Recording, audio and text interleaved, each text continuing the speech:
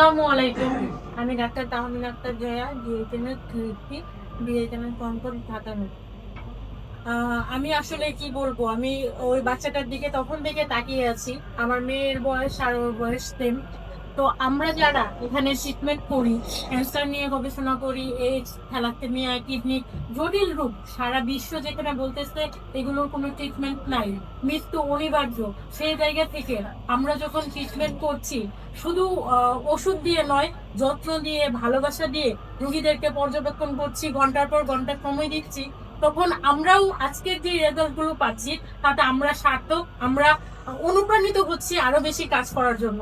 যেই বাচ্চাটাকে বলা হয়েছে সে চিরুনি করতে পারবে না, নিজের চুল সে খেতে পারবে না, সে আজকে একদম স্বাভাবিকভাবে নড়াচড়া করতেছে, কথা বলতেছে, হেঁটে চলে আসছে, এবং সে সম্পূর্ণ কাজ নিজে করতে পারতেছে, এবং বড় হয়ে সেও একজন ডাক্তার হবে সেই স্বপ্ন দেখছো। দেখো, দেখছো না তুমি, তুমি বড় হয়ে কি হবে বলো?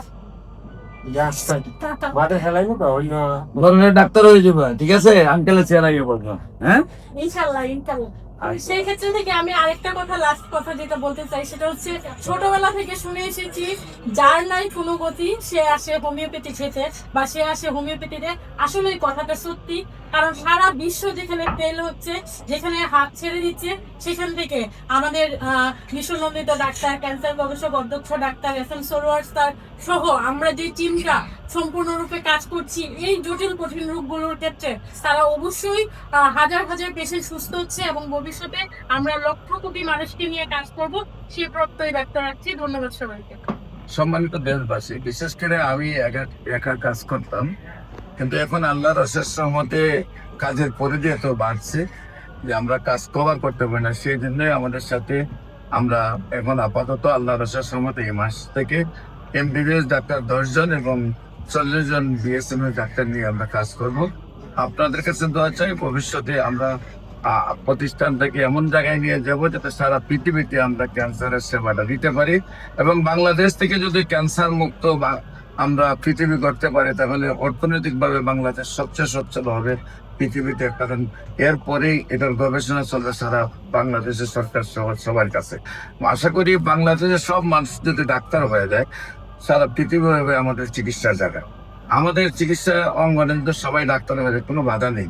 মাননীয় সরকারকে আমরা অনুরোধ করবো, চিকিৎসা ডাক্তার বাইর করার জন্য যেভাবে লিমিটেড করা হয়েছে এটাকে আনলিমিটেড করা হোক। কারণ হলো, চায়না পৃথিবীতে 8 পয়েন্ট পাইলে ডাক্তারি পড়ার সুযোগ দিচ্ছে, এবং তারা সারা পৃথিবী দখল করে ফেলছে।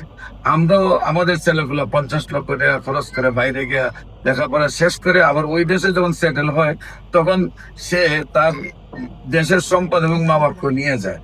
আমরা চাই না মানুষ হারাতে, আমরা চাই না দেশের সম্পদ হারাইতে, আমরা চাই সারা বিশ্ব থেকে সম্পদ পৃথিবীতে নিয়ে আসতে। সেই জন্য যারা মনে করেন যে চিকিৎসাটা সুস্থ হয় না, সেই চিকিৎসাটা আশা করি আপনারা আমাদের মাধ্যমে সহযোগিতা দেবেন। আমরা আমাদের সেই 40 জন মেডিকেল টিম, বিএসএমএস এবং 10 জন এমবিবিএস এর টিম নিয়ে আপনাদের সেবাটাকে আমরা নিশ্চিত করবো, যাতে আপনারা সুন্দরভাবে সুস্থ হন। আপনাদের অ্যালোপ্যাথিক চিকিৎসায় কত টাকা গেছে এই পর্যন্ত? 4 লক্ষ টাকা। কতদিনে?